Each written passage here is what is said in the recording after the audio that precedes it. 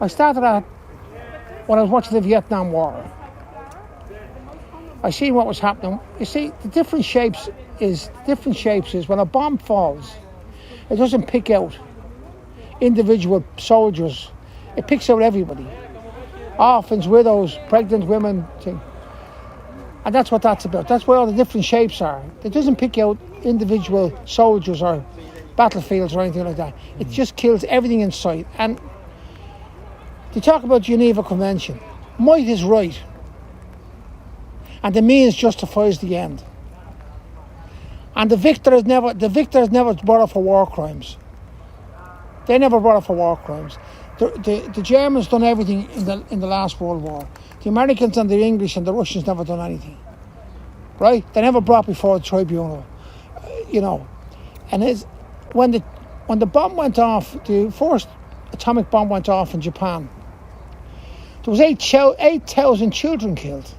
And not alone that, when the Americans found out the devastation had done, they let another one off.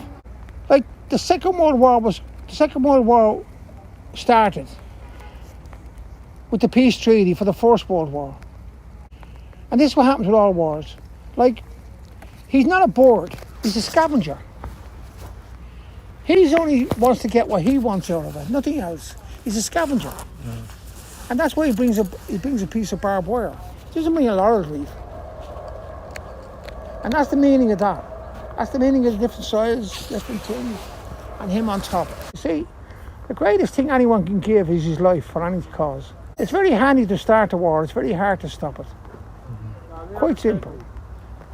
Like, the poem goes, when Gorbachev and Reagan were in Iceland, in the land of the midnight sun, two old men get set to play the game of war. As the ground trembles with the sound of jackboots and religious rhetoric, old men sharpen swords to play a game they'll never take part in. And young men will march to pomp and ceremony and have their lives torn from them in some barren, bleak wasteland. It's easy as a little boy tears the wings from a butterfly. To glorify the pathway to power in the afterlife for old men, as they sit on the fence, speaking about peace. But they are like someone who's obese and will not move from the comfort of their armchair, as the curtains of the temples are torn from top to bottom, and religious hatred is planted in the minds of the young and the vulnerable, in the name of God. Since the wars, then you look at religions. Religions haven't been looked at until the wars come. And that's why the curtains of the temples are torn. It's left wide open for everyone to examine.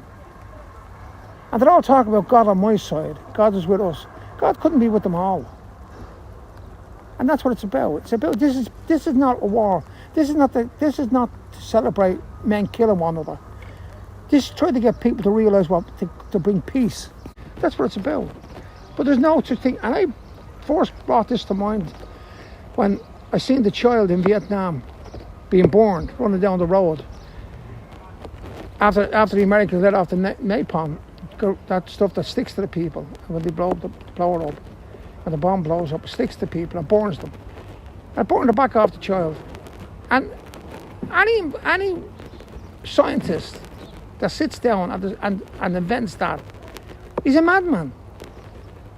Because if you have a greyhound and you train him, you have to put him in a race. So if you have this stuff, you have to use it. Don't say it won't be used.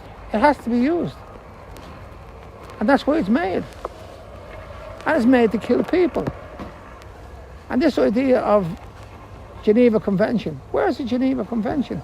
When the Americans can have two atomic bombs, one after the other, and now in the first place. What sort of man would give orders to do that?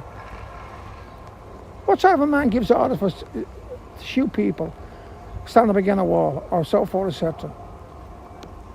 There has to be a time. There has to become a time when an order ceases to be an order. And that's the problem. And we're putting up too many monuments to people killing people. And we're putting up monuments all the time. And every country is to blame in this. In Belgium, in the Congo, they cut the hands off the people. I see that now. I go to Belgium, the statue of the kids that cut the hands off. America, look what they've done in Vietnam. Agent Orange. The children now are being born with no arms and legs and whatever the case might be, disformed because of that. It's coming down through the generations. And then he said that, and no one was brought to court over it. No, only the victor never does anything wrong.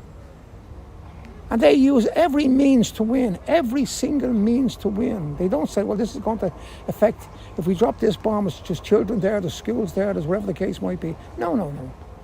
They're not interested in that. They're not interested in who's underneath it. And that's why the shapes are there.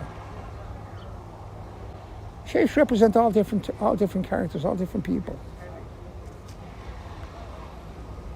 Are you happy to have it here? Oh yes, I'm happy to have it anywhere because I had it for years. And I mean, we have the 5 lamps down here.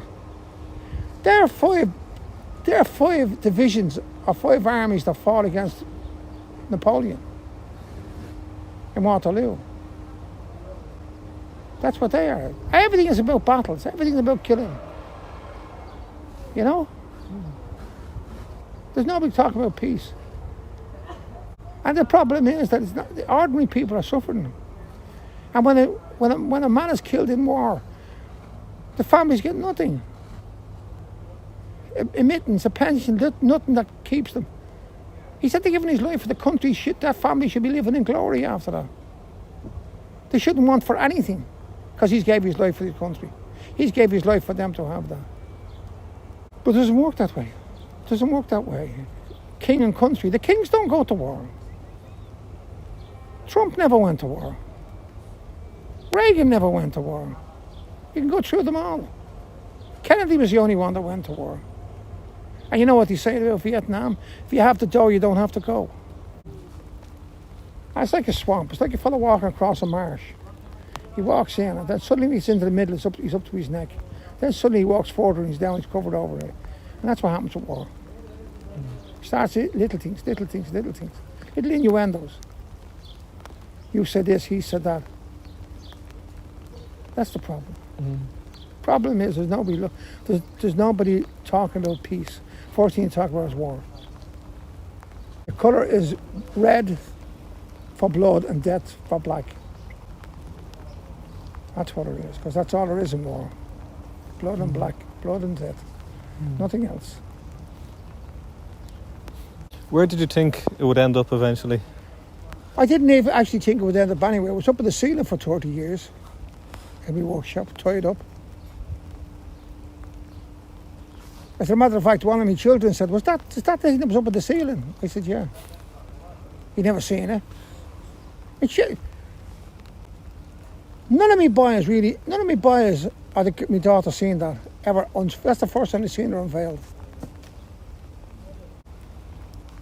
And as I say, he's a scavenger. The board is everything. He's made out of bits and pieces. Because when he comes, he makes sure that he gets his whack over. They get that whack over, the lead, the thing. They don't come in and... There's never a peace talk without a victor. Someone has to win before they start talking peace. That's the wrong time. It's... You only talk peace when one side it doesn't become profitable for one side. You're all interested how long it took me to make them. Now, the reason for that is, if I was selling that to you, and I said to you, that took me 2 days, and I said, I want 5,000 or 6,000 for it. Well, that's too much money. But if I said to you, that took me 10 years, you'd say, oh yeah, that's worth it. And that's the trouble with art, James. That's the 14th art. How long did it take you? Okay, so we have to go. That's the 14th art. Over there.